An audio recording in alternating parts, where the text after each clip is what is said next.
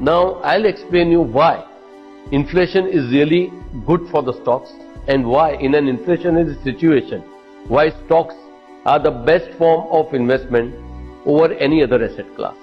Haven't you always been taught that stocks are the best hedge against inflation? We all have learned that.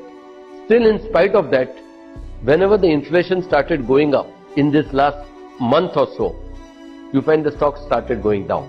Why is it happening?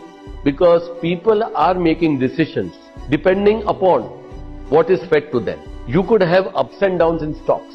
You can lose money in stocks. 80%, 90% would be because of your own behavior.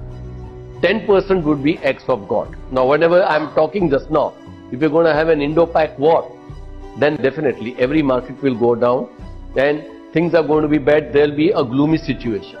So when you are buying a stock, you are buying a business, a part of that business. Now, that business sells a service or a product at a profit.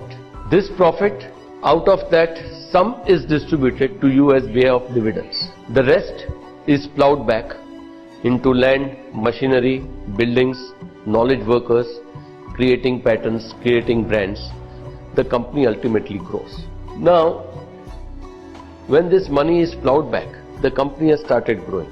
When it grows, it's able to generate more money for you. In an inflationary situation, it will always have the pricing power, because when inflation is rising, the cost to put another plant of that size is also going up. So less competition will be coming in for that company because it has established itself. Especially if you have chosen a company or a business which requires least amount of capital, which is run by A-grade management, which has good, strong brand, strong distribution network, good patents, then I'm sure that you will always be at ease knowing fully well what you have got. And you will celebrate when you see inflation going up, because that stock investment is only going to beat your inflation. Nothing else is going to beat your inflation. Thank you for watching. Don't forget to hit subscribe and like our content.